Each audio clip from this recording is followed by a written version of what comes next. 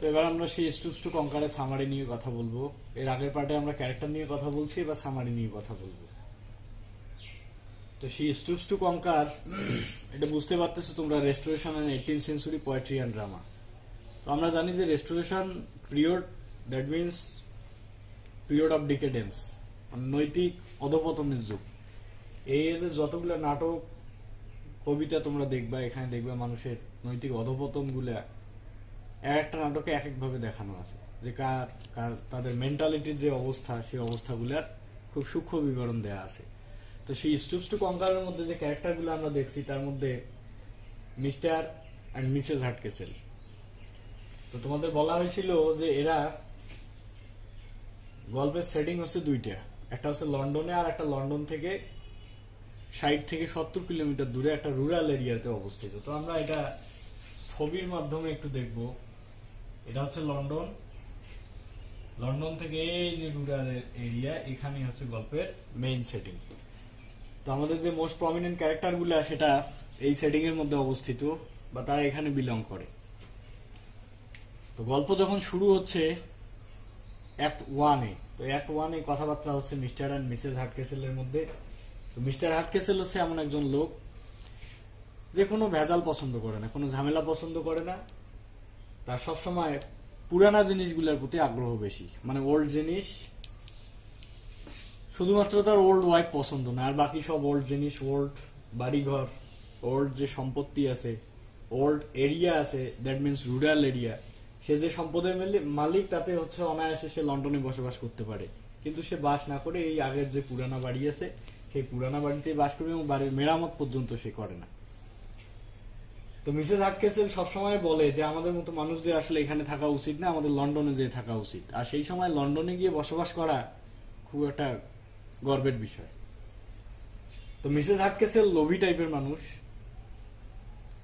সে সবসময় তার স্বার্থ নিয়ে চিন্তা করে, অন্য কোনো কিছু নিয়ে নয়। এই জন্যই মিস্টার হাটকেসেল বলছিল যে I love all old things including my wife বা এক্সেপ্ট মাই ওয়াইফ, যে আমার পুরানা ওয়াইফ যে আছে, সেই ওয়াইফ সহ আমি যত ধরনের পুরানা জিনিস আছে, এগুলো আমার পছন্দ। তো এটা নিয়ে মূলত কেটের সঙ্গে তার কথাবার্তা হইতো। কেট মাঝে মাঝে ফ্যাশনেবল ড্রেস পরতো। এখন মা চায় ফ্যাশনেবল ড্রেস পড়ুক, আর বাবা চায় ওল্ড যে ড্রেস গুলো আছে সেগুলো সে পড়ুক, মানে ক্লাসিক ডিজাইনের যে ড্রেস গুলা। তো কেট তখন কি করবে, বাবা মা দুইজনের কথায় তো রাখতে হবে। পরে সে কি করলো, দিনের বেলা সে ফ্যাশনেবল ড্রেস পরতো, আর রাতের বেলা সে বাবার কথা মতো ওল্ড ড্রেস পরতো, যাতে দুইজনেই তার উপর মনক্ষুণ্ণ না হয়। আবার কেট যখন বাড়িতে থাকতো তখন ক্লাসিক ড্রেস গুলো পরতো, আবার যখন বাইরে যাইতো তখন সে ফ্যাশনেবল ড্রেস গুলো পরতো। তো এভাবে বাবা মা দুইজনকে সে মেনটেন করতো। এদিকে কনস্টান্স নেভিল, তার ভাতিজি, তো তার বাবা মা মারা যাওয়ার সময় উত্তরাধিকার সূত্রে সে কিছু জুয়েলারি পেয়েছিল। জুয়েলারি দ্যাট মিনস গহনা, কিছু গহনা পেয়েছিল যেগুলো মিসেস হাটকেসেলের আওতায় ছিল। আর এটা কনস্টান্স নেভিল তখনই পাবে যখন তার বিয়ে হবে।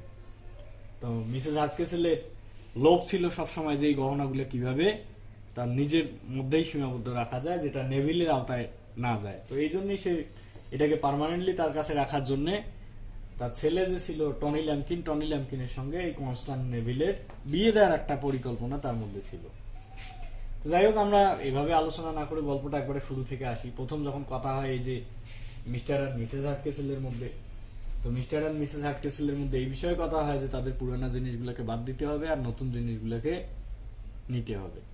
তো ঠিক তাদের কথাবার্তার মধ্যে কেট এসে হাজির হয় তাদের সামনে। তো কেট, মিস্টার আর মিসেস হাটকেসেল সবাই মিলে কথাবার্তার মধ্য দিয়ে মিস্টার হাটকেসেল জানায় যে লন্ডন থেকে তার বন্ধু যে আছে স্যার চার্লস মার্লো ছেলে আছে স্যার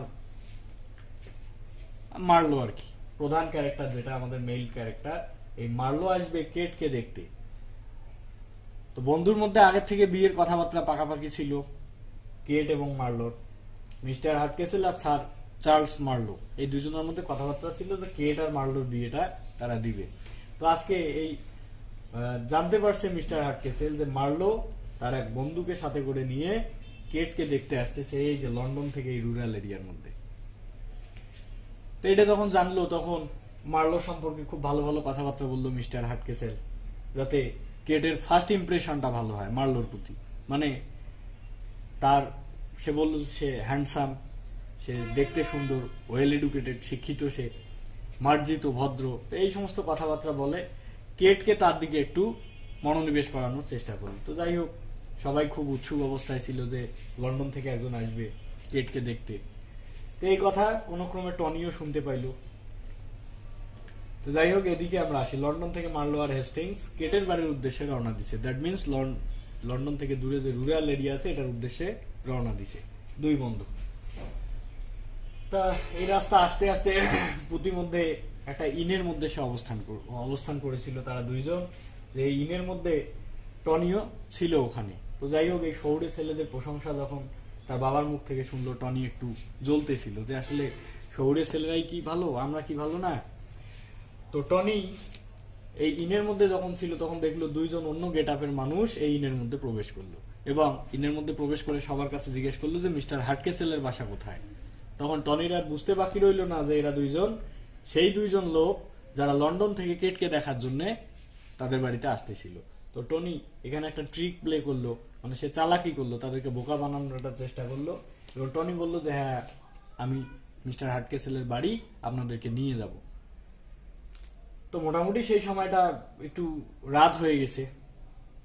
টনি মার্লো আর হেস্টিংসকে নিয়ে রওনা দিল রাস্তার মধ্যে, ঠিক আছে চলেন, আমি আপনাদেরকে পৌঁছায় দিচ্ছি। তো এই সময়টাতে টনি মোটামুটি একটা দূরত্ব অতিক্রম করলো। সেই ইন থেকে অতিক্রম করার পর সে এমন একটা বাড়িতে নিয়ে গেল তাদেরকে, এবং মিস্টার হাটকেসেলের বাড়িতেই নিয়ে গেছে, কিন্তু ওই বাড়িটাকে এমন ভাবে পরিচিত করাই দিছে যে এটা আসলে কোনো বাড়ি নয়, এটা হচ্ছে একটা ইন। ইন মানে পানশালা, যেখানে ক্লাব আমরা বাংলাতে যেটা বলি ক্লাব। তো যেখানে যায় মানুষ মদ্যপান করে, আরো বিভিন্ন গেম খেলে, গ্যামলিং করে ওখানে, ঠিক আছে। এই যে হাটকেসেলের বাড়িটা 100 বছর আগে মোটামুটি পুরানো একটা বাড়ি। তো এটাকে দেখতে মোটামুটি লন্ডনের ইন গুলার মতোই মনে হচ্ছিল। তো টনি যখন তাদেরকে নিয়ে গেল ওই জায়গায় এবং বলল যে আমি আসলে এখন তো অনেক রাত হয়ে গেছে, এখন আর মিস্টার হাটকেসেলের বাড়ি পৌঁছানো সম্ভব নয়, এটা একটা ইন। এই বাড়িতে নিয়ে এসে বললো যে এটা একটা ইন, আপনারা এখানে আজকে রাতটা অবস্থান করেন, কালকে আমরা দিনের বেলা এখান থেকে হাটকেসেলের বাড়িতে যাব। তো যাই হোক, এদিকে মার্লো আর হেস্টিংস যখন ইনের মধ্যে প্রবেশ করলো, তখন যখন প্রবেশ করতেছে তার একটু আগে মিস্টার হাটকেসেল কি করলো, তার যে বাড়ির সার্ভেন্টরা আছে তাদেরকে ম্যানার শিখাচ্ছিল যে বাড়িতে গেস্ট আসলে কিভাবে তাদের সঙ্গে তোমরা ব্যবহার দেখাবা, কোন ব্যবহার গুলো তোমরা করবা, কিভাবে কথা বলবা, কিভাবে তাদেরকে আপ্যায়ন করবা, সেই মেথড গুলো শেখাচ্ছিল। তো হুট করে দুইজন আননোন লোক বাড়িতে যখন প্রবেশ করলো, তখন মিস্টার হাটকেসেল তো বুঝে গেল এরা হচ্ছে সেই লোক। কিন্তু মিস্টার হাটকেসেল যখন কথা বলার চেষ্টা করলো তাদের সাথে, তারা সেই রকম একটা মানে অ্যাটিটিউড নিয়ে মিস্টার হাটকেসেলের সঙ্গে কথা বললো, কারণ তারা জানতো যে এটা আসলে মিস্টার হাটকেসেলের বাড়ি না, এটা হচ্ছে একটা ইন, আর যে কথা বলতেছে সে হচ্ছে ওই ইনের মালিক, মানে একজন পানশালা হোটেলের মালিক, আর কি তার সঙ্গে সম্মান দিয়ে কথা বলবে। তারা দুইজন এমন মিসবিহেভ শুরু করে দিল মিস্টার হাটকেসেলের সঙ্গে। তো যাই হোক, টনি দূর থেকে বিষয়টা পর্যবেক্ষণ করলো এবং বললো যে আপনারা আসেন আমাদের সঙ্গে, ওই ব্যক্তির সঙ্গে কথা বলার কোনো দরকার নেই। তো টনির এমনিতেই তার বাবার প্রতি একটু রাগ ছিল, তার সৎ বাবা। টনি তাদেরকে ভিতরের একটা রুম দেখায় দিবে যে এটা হচ্ছে আপনাদের থাকার রুম। এটা যখন দেখাইতে গেল, তার পেছনে পেছনে মিস্টার হাটকেসেলও গেল, এবং তাদের রুম ঠিক করে দেওয়ার পর তারা মিস্টার হাটকেসেলকে খুব বাজে বিহেভ করতে থাকলো। হ্যাঁ, আপনার এই হোটেল ভাঙা, এটা ওটা, হ্যাঁ, এইরকম ভাবে খুব খারাপ বিহেভ তারা করা শুরু করলো। তো মিস্টার হাটকেসেল তো মোটামুটি ভাবে রেগে গেল যে এরা কি বলে, এরা আমার মেয়েকে দেখতে আসছে, কোনোভাবেই আমি আমার মেয়েকে এদের সাথে বিয়ে বা এই ছেলের সঙ্গে কোনোভাবেই আমি বিয়ে দিতে পারবো না, কারণ এর আচার ব্যবহার ঠিক নেই। তো যাই হোক, এইরকম সিচুয়েশনে কনস্টান্স, নেভিল আর কেটের মধ্যে যখন মার্লো আর হেস্টিংসকে নিয়ে কথা হচ্ছিল, তখন নেভিল কেটকে জানান দেয় যে আসলে এখানে যে দুইজন আসবে তার একজনকে আমি চিনি, সে হচ্ছে হেস্টিংস, আর হেস্টিংস হচ্ছে নেভিলের suitor. Suitor that means well wishers, মানে নেভিল আর হেস্টিংস এর মধ্যে একটা সম্পর্ক ছিল। তা নেভিল কেটকে যখন এই কথা জানায়, তখন কেট বলে যে ঠিক আছে, তাহলে তুমি আসলে আমাকে একটু হেল্প করিও, আমি তাদেরকে একটু পার্সোনালি চেনার চেষ্টা করব। তো যখন তারা এই ঘরের মধ্যে আসলো, আসার পর ওখানে ছিল, তো মার্লো আর হেস্টিংস এর মধ্যে কথা হচ্ছে। মার্লো বলতেছে আমার তো এইসব জায়গায় মানে আপার ক্লাস কোনো লেডি দেখলে আমি তো কথাবার্তা বলতে পারি না। তো মার্লোর একটা খারাপ অভ্যাস ছিল যে সে উচ্চ শ্রেণীর যে মেয়েরা আছে তাদের সঙ্গে সে ভালোভাবে কথা বলতে পারতো না। তো আবার লোয়ার ক্লাস যে মেয়েরা ছিল তাদের সঙ্গে সে খুব সুন্দরভাবেই কথাবার্তা বলতো। তো যেহেতু ইনের মধ্যে আসছে, সেহেতু এখানে যারা আছে তারা সবাই ইনের কর্ত্রী, সার্ভেন্ট। তো মার্লো আর হেস্টিংস দুইজনেই আছে। এদিকে গোপন সূত্রে হেস্টিংস আর নেভিলের মধ্যে দেখা হইলো এবং নেভিল বলল যে তোমরা এটা কি করছো, মিস্টার হাটকেসেলের সঙ্গে খারাপ ব্যবহার করছে, এটা মিস্টার হাটকেসেলের এই বাড়ি। তো হেস্টিংস তখন চোখ একটু কপালেই তুললো যে আমরা এটা কি করে ফেললাম, আমরা তো ওই ব্যক্তির সঙ্গে যথেষ্ট খারাপ ব্যবহার করে ফেলেছি, তো এখন কি হবে। তোকে নেভিল বলল যে আচ্ছা ঠিক আছে করে ফেলছো, এখন আর কিছু বলার দরকার নাই, আর তুমি যে বিষয়টা জানো এটাও ফ্লাশ করার দরকার নেই। কারণ কেট নেভিলকে নিষেধ করেছিল যে আমি এই ব্যক্তিগুলোকে একটু ব্যক্তিগতভাবে জানতে চাই, আমার পরিচয় গোপন করে। তো তারা যেহেতু ইন মনে করে এখানে আসছে, আমি দেখি তাদের আসল স্বভাব চরিত্রটা কেমন। এদিকে এই কথা বলার পর হেস্টিংস আর নেভিলের মধ্যে এই কথাও হইলো যে নেভিল বলল যে আমার বিয়ে ঠিক করে রাখছে টনি ল্যাম্পকিনের সঙ্গে, টনি ল্যাম্পকিনের সঙ্গে আমার আন্টি আমাকে বিয়ে দিতে চায়। তো হেস্টিংস তো তখন বলল যে না, এটা কিভাবে সম্ভব, চলো আমরা এখান থেকে পালায় যাই। তো তাদের এই কথাবার্তা টনি আবার গোপনে শোনার পরে টনি এসে বলে যে আমি তোমাদেরকে এই বিষয়ে হেল্প করতে পারি, তোমরা কিভাবে পালাবা সে বিষয়ে আমি তোমাদেরকে প্ল্যান করে দেবো, অসুবিধা নেই। তখন নেভিল বলল যে আমি পালাইতে পারি এক শর্তে, কোন ক্রমে আমার যে জুয়েলারি গুলো আছে আন্টির কাছে গচ্ছিত, সেই জুয়েলারি রেখে আমি কোথাও যেতে পারবো না, পালাইলে ওগুলো নিয়ে পালাবো। তখন টনি বললো যে ঠিক আছে, এগুলা এনে দেওয়ার দায়িত্ব আমার। তো এদিকে এরা দুইজন প্ল্যান করতেছে পালানোর, টনির সাথে হেল্প করতেছে। আর এদিকে কেট একজন বারমেইডের গেটাবে, ওই যে রাতের বেলা কেটের ওল্ড যে ড্রেস গুলো আছে এগুলো পরার অভ্যাস, তো মোটামুটি একটা ওল্ড ড্রেস পরে সে মার্লোর রুমে গেল। আর মিস্টার হাটকেসেল সে বারান্দায় হাঁটাহাঁটি করতেছিল, সেই রুমের বারান্দায়। তো কেট যে যখন মার্লোর সঙ্গে কথা বললো, মার্লো খুব স্বাভাবিকভাবে কথাবার্তা বলতেছে, কারণ সে মনে করতেছে এটা তো একটা ইন, এখানে যারা আছে তারা সবাই এই ইনেরই লোকজন, অতএব এরা অত আপার ক্লাস হবে না, এরা লোয়ার ক্লাস হবে। এই জন্য কেটের সঙ্গে সে যাতা ব্যবহার শুরু করলো এবং খুব কমফোর্টলি কথা বলতে থাকলো। তা প্রথম অবস্থায় কেটকে দেখার পর মার্লোর ভালো লাগলো এবং সে কেটের হাত ধরলো, হাত ধরে তাকে কিস করার একটা চেষ্টা করলো, সিডিউস করার চেষ্টা। তো যাই হোক, মার্লো আর কেট এদিকে তো মিস্টার হাটকেসেল বাইরে থাকার কারণে মার্লো তেমন কিছু করতে পারলো না কেটকে। তো মার্লো হাটকেসেল ভেতর থেকে কেটকে ইশারা ইঙ্গিত করতেছে যে তুমি কি করতেছো, এই বেয়াদবের সঙ্গে কোনোভাবে আমি তোমার বিয়ে দেবো না, কারণ এই বেয়াদব আমার সঙ্গেও খারাপ বিহেভ করছে, এখন তুমি ওই রুমের মধ্যে প্রবেশ করছো, তোমার সঙ্গে সে খারাপ বিহেভ করতেছে, অতএব কোনোভাবে এই বিয়ে আর দেয়া সম্ভব হবে না। মিস্টার হাটকেসেল মোটামুটি রাগান্বিত অবস্থায় ছিল। তো কেট বাইরে এসে তার বাবাকে বোঝাইলো যে আমাকে আরেকটু জানার সময় দাও এই ব্যক্তিকে, সে আছে, আমি ফাইনালি তাকে দেখবো যে সে আমার সাথে কি করে, তো তার ক্যারেক্টারটা আমি একটু বোঝার চেষ্টা করব। তো কেট আর মার্লোর মধ্যে খুব স্বাভাবিক কথাবার্তায় মোটামুটি রাতের অধিকাংশ একটা টাইম কেট আর মার্লো দুইজনে কথাবার্তা বলে এবং মার্লো আর কেট দুইজনে উভয়কে বুঝতে পারে যে তারা, কেট জানে যে মার্লো আসলে খুব ভালো একজন মানুষ, আবার মার্লোও বুঝতে পারে যে না, কেট আপার ক্লাস না হলেও লোয়ার ক্লাস হলেও তার মেন্টালিটি অনেক উপরের দিকে। দুইজনের মধ্যে ফার্স্ট যে ইমপ্রেশনটা, এটা একটা গুড ইমপ্রেশন তৈরি হয়েছে। তো যাই হোক, এই তৈরি হওয়ার পর আমরা ওদিকে না যে এদিকে একটু আসি। এদিকে হেস্টিংস, নেভিল আর টনির যে ইলোপমেন্টের প্ল্যানটা আছে, সেই প্ল্যানটাতে কি করলো, টনি তার মায়ের দয়ার থেকে নেভিলের যে জুয়েলারি গুলো আছে সেই জুয়েলারি গুলো এনে হেস্টিংসকে দিল, যে এইটা হচ্ছে নেভিলের গহনা, এটা ছাড়া কিন্তু নেভিল তোমার সাথে পালাবে না, অতএব তুমি এটা খুব যত্নে রেখো। তো হেস্টিংস এটা যত্নের জন্য বললো যে আমি আর কি, আমার কাছ থেকে তো কেউ নিতে পারে, সে যে এই গহনার যে বাক্সটা আছে সেই বাক্সটা মার্লোকে দিয়ে দিল। এখন মার্লো বললো যে এটা তো খুব বেশি সেভ রাখা দরকার, অতএব একজন বিশিষ্ট মহিলা দেখে এই বাক্সটা জমা দিতে হবে, এই ইনের মালিকের যে ওয়াইফ আছে ওনার কাছে যদি আমি জমা দেই তাহলে মনে হয় এই বাক্সটা বেশি সেভ থাকবে। রাতে মার্লো কি করলো, মিসেস হাটকেসেলকে ওই বাক্সটা আবার জমা দিয়ে দিল, মানে কি যার গহনা আবার তার কাছেই পৌঁছাইলো। অলরেডি মিসেস হাটকেসেল জানতে পারছিল যে তার গহনাটা হারায় গেছে এবং সে এখন পাইছে, এটা পাওয়ার পরে সে খুবই খুশি। এদিকে হেস্টিংস আর নেভিলকে ভাগাই দিল টনি। এখন টনির এখানে আসলে স্বার্থটা কি ছিল, এদের দুইজনকে ভাগানোর পেছনে? টনির সাথে যে নেভিলের বিয়ে ঠিক হয়েছিল, টনি চাইতো না সে কনস্ট্যান্স নেভিলকে বিয়ে করে, কারণ টনি বেড বাউন্সার নামে এক বারমেইডকে পছন্দ করতো। বারমেইড, বারমেইড যে ইনের মধ্য থেকে টনিকে খুঁজে পাওয়া যায় এই প্রথম অ্যাক্টে।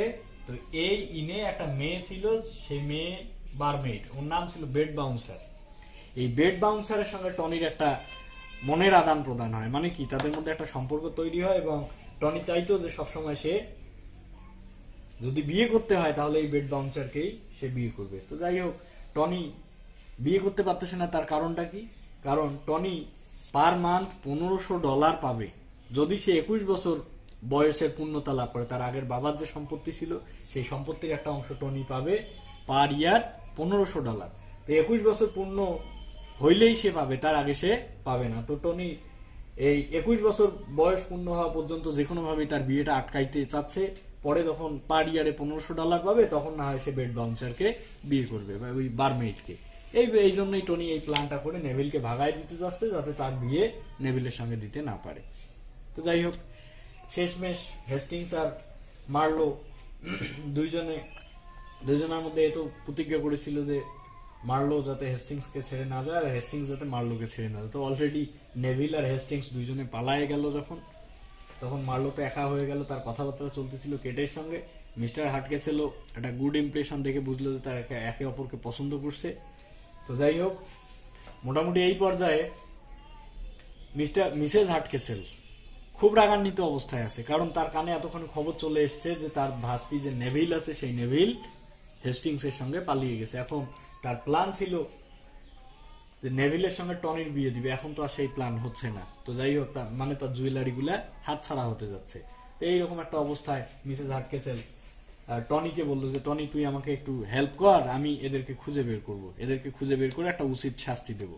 যাই হোক, টনি বললো যে মা ঠিক আছে, আমি তোমাকে সাহায্য করবো। তো টনি পরে কি করলো, তার যে টমটমটা ছিল, মানে ঘোড়ার গাড়িটা ছিল, এটা বের করলো। বের করার পর মিসেস হাটকেসেল আর তার একজন কাজের মহিলাকে সাথে নিয়ে টনি সামনে ঘোড়ার যে গাড়িটা আছে এটা রাইড করতেছিল, আর এরা দুজন পিছনে। তো টনি কি করলো, বাড়ি মোটামুটি একটা দূর থেকে, রুরাল এরিয়া থেকে এদিকে দূরে আসলো। আসার পরে কি করলো, সে একটা ঝোপঝাড়ের মধ্যে, বা পাশে একটা ফাঁকা মাঠ, তারপরে ঝোপঝাড়, এই ঝোপঝাড়ের মধ্যে একবার কি করলো, চতুর্দিকে রাউন্ড করা শুরু করলো। বারবার রাউন্ড করতেইছে। তো রাতের আধারে বোঝা যায় না রাস্তা কোন দিকে। তো এদিকে মিসেস হাটকেসেল তো মনে করছে যে এতক্ষণে অনেক দূর চলে আসছি, কিন্তু আসলে তারা কোথায় ছিল, বাড়ির আশেপাশে বারবার ঘুরতেছিল। তো টনি এভাবে যখন ঘুরাচ্ছিল তার মাকে এনে ঠিক তাদের বাড়িটার সামনে এনে দাঁড় করাইলো, বললো যে মা আজকে আর হইবে না, এই পানশালার মধ্যে তুমি থাকো আজকে, তারপরে আমি দেখি কালকে ওদের দিনের বেলা কোথায় খুঁজে পাওয়া যাবে। তো ঠিক আবার ওই মিস্টার হাটকেসেলের বাড়িতে আনছে মিসেস হাটকেসেলকে। সে তো এসে অবাক, এটা কেমন পানশালা, এ তো দেখতে আমার বাড়ির মতোই। তো যাই হোক, উঠানের মধ্যে মিস্টার হাটকেসেল বসেছিল। তো রাতের অন্ধকারে বোঝা যাচ্ছিল না যে এটা মিস্টার হাটকেসেল। পরে কি করলো, মিসেস হাটকেসেল এসে খুব দুর্ব্যবহার করলো মিস্টার হাটকেসেলের সঙ্গে। মানে কি, পানশালার মালিক সে তো বুঝতে পারে নাই যে এটা তার হাজবেন্ড মিস্টার হাটকেসেল। যথেষ্ট খারাপ ব্যবহার সে সঙ্গে করলো। তো যাই হোক, ফাইনালি যখন একটু চেহারাটা তার চোখে পড়লো, তখন বললো আরে তুমি কেন এখানে, এটা তো একটা পানশালা, তুমি এখানে রাতের বেলা কি করো? তখন মিস্টার হাটকেসেল বললো তুমি নির্ঘাত কোনো গোলক ধাঁধায় পড়েছো, বা টনি তোমার সঙ্গে একটা চালাকি করছে, এটা কোনো পানশালা না, এটা আমাদের নিজেরই বাড়ি। তো যাই হোক, ফাইনালি টনির ওপর খুব রাগান্বিত হইল মিসেস হাটকেসেল। তো ঠিক সেই রাতে, মোটামুটি রাত যখন গড়িয়ে যাচ্ছিল, ঠিক সেই সময়টাতে চার্লস মার্লো যে আছে, মার্লোর বাবা, সন্তান ওদিকে মেয়ে দেখতে গেছে। এই জন্য তার বাবা একটু টেনশনে ছিল যে বাড়ি খুঁজে পাইলো কিনা বা মেয়ে পছন্দ হইলো কিনা, এটা জানার খুব আগ্রহ ছিল তার। এই জন্য সে তার ছেলের পেছনেই রওনা দিছিল। এবং ফাইনালি সে যখন এসে মিস্টার হাটকেসেলের বাড়িতে পৌঁছাইলো এবং সব ঘটনা খুলে বললো তাকে, বলার পরে মিস্টার হাটকেসেল বুঝতে পারলো যে ঘটনার যে ষড়যন্ত্রকারী আছে এটা হচ্ছে টনি। এই টনি তাদেরকে ভুল পরিচয় দিয়ে এই জায়গায় নিয়ে আসছে। তো এদিকে দুই বন্ধুর কথাবার্তা যখন ফাইনাল হয়ে গেল, তখন তারা অপেক্ষা করতে থাকলো যে কে তার মারলো, একে অপরের ইমপ্রেশনটা কি ছিল, যে তারা আদৌ কি একসঙ্গে বিয়েতে মত দিবে নাকি দিবে না। তো মার্লো আর কেটের সঙ্গে কথা বলার পর তারা বুঝতে পারলো যে মার্লো আর কেট দুইজনকে পছন্দ করছে, তারা বিয়ে করবে। আর এদিকে হেস্টিংস আর নেভিলকে ফেরত নিয়ে আসা হইলো যে তাদেরও বিয়ে দেওয়া হবে। আর টনিকে তখন সত্যি কথা বলা হইলো যে টনির বয়স আসলে অনেক, আজকে থেকে মোটামুটি 6 মাস আগেই 21 বছর পূর্ণ হয়ে গেছে, কিন্তু তার মা তার কাছে গোপন রাখছে যাতে সে নেভিলের বিয়ে দেওয়ার পরে, নেভিল আর টনির বিয়ে দেওয়ার পরে এই সত্যিটা সে প্রকাশ করবে। তো মোটামুটি ভাবে গল্পের যত ঝামেলা ছিল সবগুলো ডিসক্লোজ হওয়ার পরে ফাইনালি মার্লো আর কেট, হেস্টিংস আর নেভিলের বিয়ের মধ্য দিয়ে গল্পটা শেষ হইল। তো এই যে পুরা যে গল্পটা, এই গল্পটার মধ্যে এখানে দেখানো আছে মূল যে থিম গুলো আছে সেগুলোর মধ্যে rural, town versus city, town versus village. এখানে থিমের মধ্যে ছিল মানি, তারপরে আছে ক্লাস, এগুলো আছে মূল বিষয়। যে আসলে টনি এখানে প্রমাণ করে দিছে যে গ্রামের ছেলেদের থেকে শহরের ছেলেরা কোনোভাবেই বেশি চালাক চতুর না, বরঞ্চ তারা হচ্ছে বোকা, গ্রামের ছেলেরাই অতি উত্তম। তারপরে এখানে মানি ফ্যাক্ট একটা ছিল, যেমন জুয়েলারি গুলার দিকে নজর ছিল মিসেস হাটকেসেলের, টনি সম্পত্তি না দেওয়া, ক্লাস ডিস্টিংশন, মার্লো আপার ক্লাসদের সঙ্গে ভালোভাবে কথা বলতে পারতো না, আবার এদিকে লোয়ার ক্লাসদের সঙ্গে খুব ভালো কথা বলতো। এই দুই শ্রেণী এখানে খুব সুন্দরভাবে দেখানো আছে। তো মূলত এই হচ্ছে এই গল্প। আশা করি তোমাদের ভালো লাগবে। আর আমরা অনলাইন ক্লাস মানে ভিডিও আপলোড করব, তো এখানে কথা বলা, একটা ক্লাসে কথা বলা যতটা কমফোর্ট, এখানে কথা বলা ঠিক ততটাই সমস্যা। তো আজকে যেহেতু আমরা প্রথম শুরু করলাম, ভিডিওর ভুল ত্রুটিগুলো তোমরা একটু ধরায় দিবা, আমাকে কমেন্টে বলবা। ইনশাআল্লাহ আগামী দিন আমরা এর থেকে আরো ভালো ভিডিও করব, বা তোমরা যাতে আরো ভালো বুঝতে পারো সেই ব্যবস্থাটা আমি নিব। তোমরা অধৈর্য হইও না, শুধু ধৈর্য ধরে থাকো। আমরা পুরা সিলেবাসটা এইভাবেই কমপ্লিট করব, আর ভিডিও যাতে বেশি লম্বা না হয় আমি সেই দিকে লক্ষ্য রাখবো। তো ধন্যবাদ সবাইকে, আজকে এই পর্যন্তই।